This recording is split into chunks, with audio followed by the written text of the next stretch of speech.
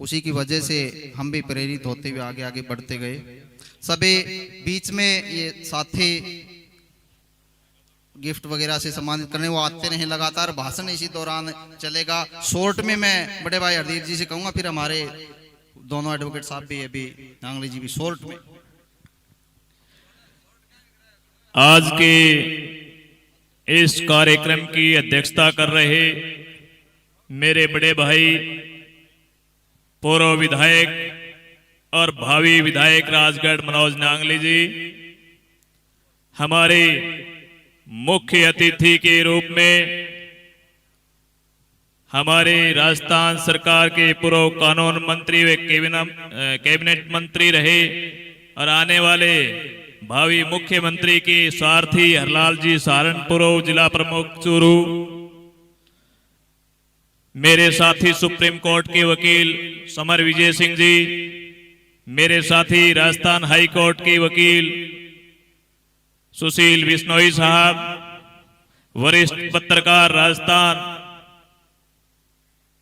राज्य के मुख्यमंत्री अशोक गहलोत जी के बिल्कुल नजदीकी बाल मुकुंद जोशी जी, रविंदर सिंह जी सिसोदिया, एडवोकेट बीकानेर से रामगोपाल जी बिश्नोई, सतेंद्र जी चौधरी, श्री ओम प्रकाश जी जसानिया, श्री मनीष जी सैनी तारानगर, श्री महेंद्र शर्मा, हमारे पड़ोसी तहसील के पूर्व SDM retired HCS Shri Suresh ji Kaswa, मंच पर बैठे हनुमान जी ठेकेदार, हमारी पंचायत के सरपंच बलवीर सिंह जी, सूरत की मेरे मित्र दोस्त वरिष्ठ पत्रकार आचार्य जी, अजीतपुरा से हमारे सचिवालय में हमारी मदद करने वाले भाई साहब, मेरे साथी शिवानी से मेरे सीनियर वकील पृथ्वी सिंह जी पिलानिया, हमारी पंचायत में ढाणी बड़ी के सरपंच, बड़ी धानोठी पंचायत के उप सरपंच और जितने भी सरपंच गण यहाँ पहुंचे हुए हैं, साखों पोर्ट से मेरे साथी अजीतपुरा के सरपंच और मेरे सामने बैठे बुजुर्गों, नौजवान साथियों, माताओं, बहनों, हो सकता है मैं किसी का नाम भूल गया हूं, हो सकता है हमने सिर्फ स्टेज पे बैठे आदमियों का स्वागत किया है, सामने वाला कर नहीं कर पाए। 11 बजे से लेकर अब तक हमारी बातों को सुना। दूसरा मैं नाम भूल गया, मेरे मिशन नकली चोट असली केस प्रकरण की वरिष्ठ उस समय के पत्रकार, दैनिक भास्कर के ब्यूरो चीफ और आजकल दैनिक जागरण के एडिटर श्री राकेश जी क्रांति। हमने ये जो मिशन चलाया, फाइट फॉर राइट, अधिकार की लड़ाई, दोस्तों मिशन ऐसे ही नहीं चलता। मिशन चलाने के पीछे कुछ खून के अंदर ऐसी ताकत होती है, क्योंकि इस समय सरकार के जितने भी पदों पर बैठे हुए अधिकारी हैं, मैं कहता हूं कि 60% अधिकारी भ्रष्ट हैं, जिन्होंने इन जो हमारे भाई बहन आज सरकारी अध्यापक लगे हैं, इनकी सरकारी नौकरी में रोड़ा अटकाने का कार्य किया। विधायक जी, ये मामला शायद शुरू के झटके में मैं सोल्व कर देता, लेकिन अध्यापकों की जो एक अध्यापक समाज है, बहुत डरपोक समाज है, इनके अंदर लड़ाई लड़ने की क्षमता बहुत कम है। क्योंकि बीकानेर के अंदर जिस समय वो डायरेक्टर बैठा था, उस डायरेक्टर ने शुरू का जो हमारा मामला चला था, उस मामले में ये कहा था कि मेरे को 1 करोड़ रुपए आप दे दो, मैं इनकी तुरंत ज्वाइनिंग करवा दूंगा। मैंने उसके खिलाफ जाल भी बिछा दिया गया था, लेकिन जब इनको पता चला कि अगर ये वकील साहब इसको रंगे हाथों पकड़ा देंगे तो हमारी नौकरी हमको नहीं मिलेगी। मैंने बहुत समझाने का प्रयास किया था कि सरकार आपको एक झटके में नौकरी देगी, इस निकम्मे अधिकारी को मेरे को रंगे हाथों पकड़ाने दो, लेकिन इन्होंने मेरी बात को नहीं माना।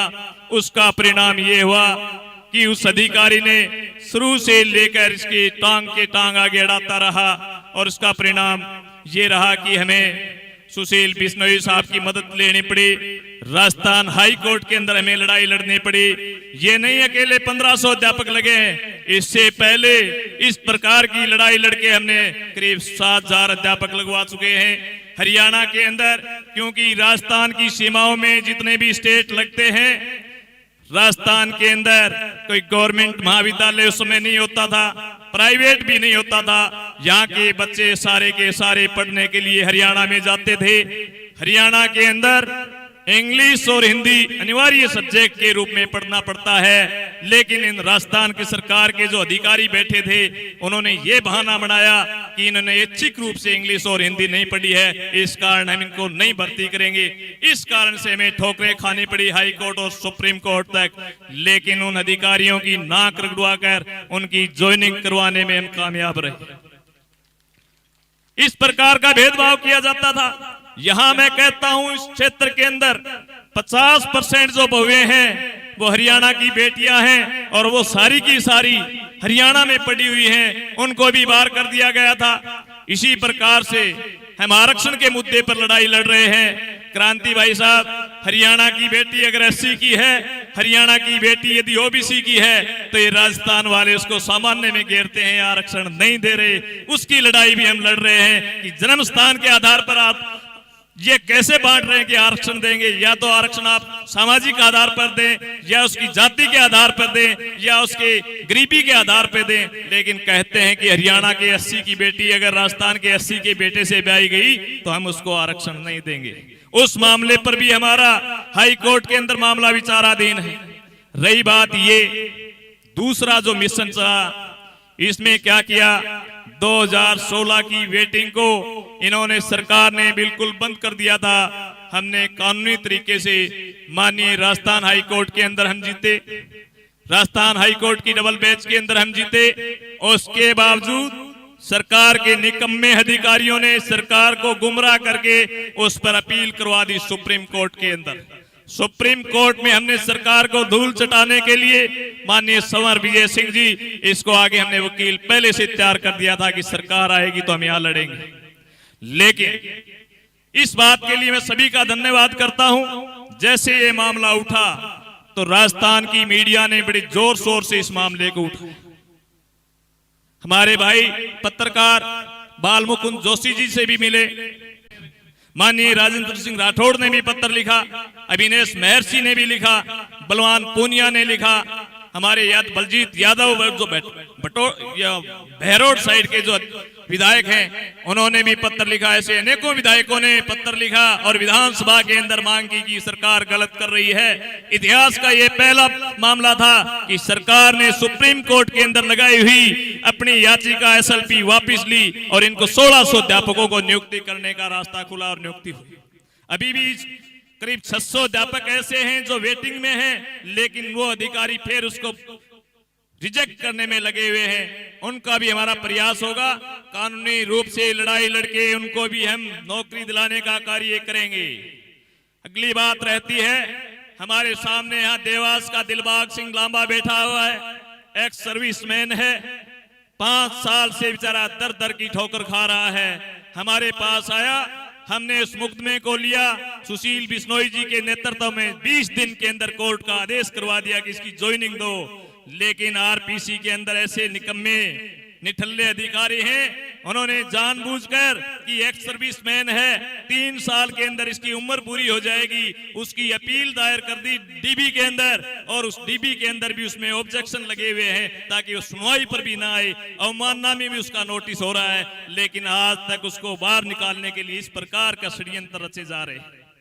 लेकिन ये मेरे सामने ही बैठा है दिलबाग सिंह जी, सुशील भाई, कैसे भी हो इसको चाहे एक दिन नौकरी करवा, हर हाल में इसको नौकरी करवा के दिखानी है।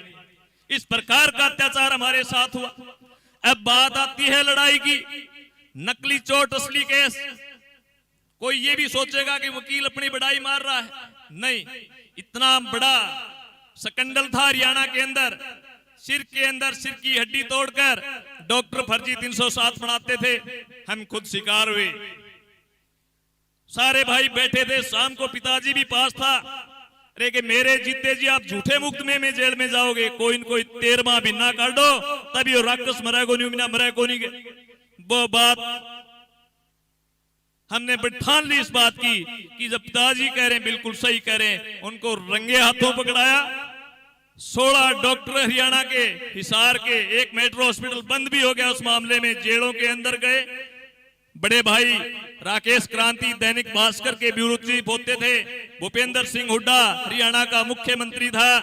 दैनिक भास्कर के पहले पृष्ठ पर एक तरफ हुड्डा की फोटो लगाई, हिसार के अंदर आया हुआ था, दूसरी तरफ लिखा धारा 307 कीमत 1.5 लाख।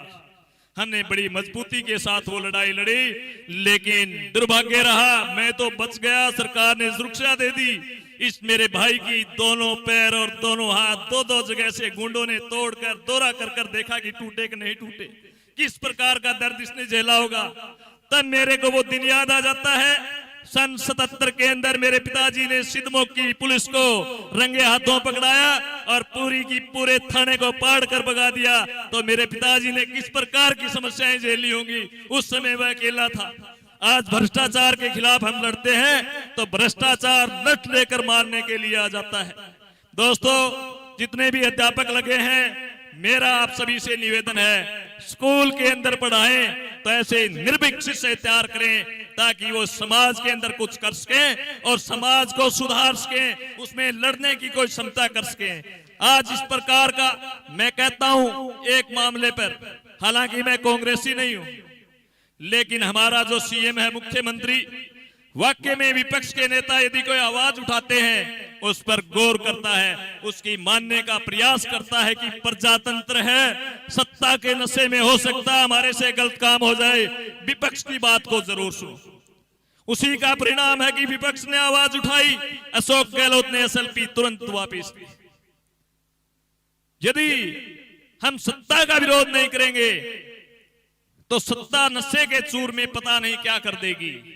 मेरा पड़ोसी हरियाणा के अंदर मैं देख रहा हूं, मैं 2 जगह वकालत करता हूं, हरियाणा और राजस्थान, लेकिन हरियाणा के अंदर विपक्ष की आवाज नहीं सुनाई जाती।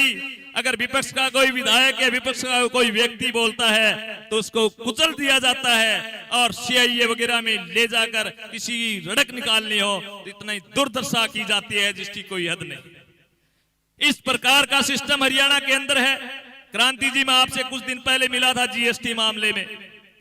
जीएसटी घोटाला हुआ हरियाणा के अंदर, बड़े बड़े पूंजीपति थे, ऐसे लोगों की उनने फर्म खोली जिनको खाने के लिए 2 टाइम की रोटी नहीं है और उनके खातों में 50-50 करोड़ रुपए का लेन देन किया।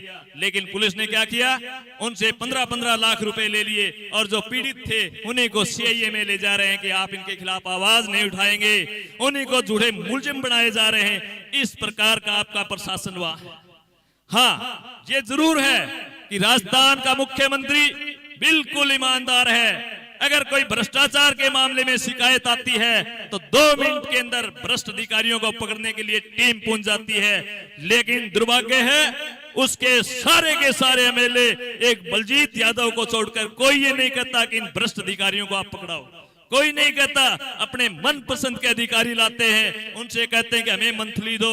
वो निकम्मे अधिकारी आकर क्या करते हैं, गलत कार्य करते हैं। मैं उन अधिकारियों से भी निवेदन करता हूं, इन नेताओं के चक्कर में मत आना, किसी गरीब को मत सताना, उस गरीब की हाय मार जाएगी। यदि कोई पकड़वाने वाला पहुंच गया मेरे जैसा तो ये निकम्मे भ्रष्ट विधायक आपको छुड़ाने के लिए नहीं आएंगे। इसलिए ईमानदारी के साथ आप काम करिए, अपने कर्तव्य का ईमानदारी के साथ निर्वहन करिए। बात आती है शिक्षा के मामले में। यदि इस प्रकार के योग्य शिक्षकों को सरकार के वो अधिकारी जानबूझकर टालम टाल कर रहे थे, हकीकत यह कि सरकार को उस मामले का पता नहीं है, वो अधिकारी बीच में रिपोर्ट देने वाले होते हैं कि यह मामला अपील के काबिल है। जैसे देवास वाले दिलबाग सिंह के साथ, अरे वो तब जीत के आ गया, एक्स सर्विसमैन है, क्यों ना उसको नौकरी दी जाए, लेकिन वो चाहते हैं कुछ पैसे देता तो शायद फाइल को अगली साइड निकल जाती हो, लेकिन जानबूझ के इन्हें रोका।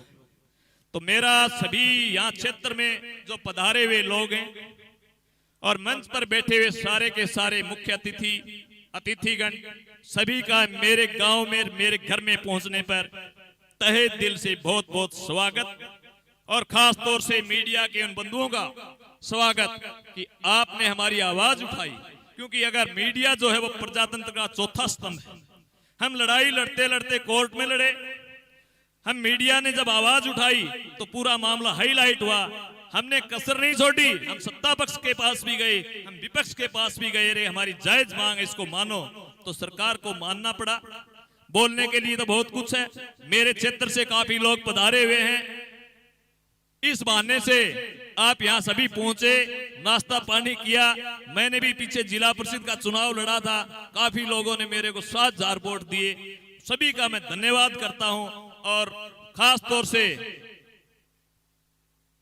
विधायक महोदय से और राकेश क्रांति से कि आप हमारी आवाज को राजस्थान नहीं, आप हरियाणा के अंदर भी जो हम जिस प्रकार से पीड़ित हैं, इन मांगों को अपने लेख के माध्यम से, अपने अखबार के माध्यम से सरकार तक पहुंचाने का कार्य करें, ताकि भविष्य में किसी के साथ गलत काम ना हो। क्योंकि मीडिया है, मीडिया चौथा स्तंभ है।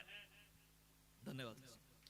मीडिया चौथा स्तंभ है और मीडिया की आवाज उठाई जाती है। जो पत्र पत्रिकाओं में खबरें छपते हैं उस पर सरकार के अधिकारी और मंत्री, मुख्यमंत्री, प्रधानमंत्री सभी सुनते हैं।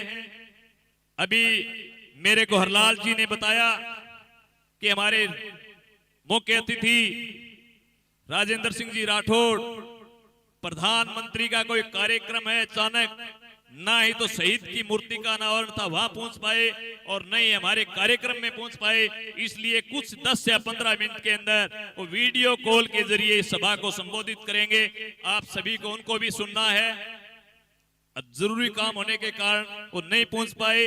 उनके रूप में उनके सारथी हरलाल जी सारण हमारे बीच में पहुंचे हैं, और आपके लाडले विधायक मनोज नांगले, जिसने कि विधायक रहते हुए भी और विधायक न रहते हुए भी, हाँ यहाँ एक बात मेरे दोबारा याद आ गई, मेरे को एक बात का दुख जरूर है, दोबारा याद आ गई, मेरे को एक बात का दुख जरूर है कि हमारी विधायिका कृष्णा जी पूनिया हरियाणा की बेटी है और राजस्थान की बहू है। हमारे कई साथी उसके पास गए कि आप हमारे मामले उठाएं, हमारी बेटियों के साथ ये क्या हो रहा है, लेकिन एक बार भी इस मुद्दे पे वो न तो राजस्थान विधानसभा के अंदर बोली और ना ही कोई पत्र लिखा। इसलिए उससे मेरी नाराजगी जरूर है। उसको इस पीड़ा को समझना चाहिए था कि वो हरियाणा की बेटी और यहाँ राजस्थान के अंदर लोगों ने इतना उसको लाड प्यार दे के विधायक बनाया, तो उनकी कम से कम आवाज उठाती, लेकिन उसने उठाने का कार्य नहीं किया। हमारे बीच में विधायक रहा तो, विधायक नहीं रहा तो, इस मिशन के मार्गदर्शन के रूप में हमारे विधायक मनोज नांगली का हमें हमेशा मार्गदर्शन प्राप्त करता रहा है। तो मैं उम्मीद करता हूं आगे भी ऐसे ही हमें मार्गदर्शन प्राप्त होता रहेगा।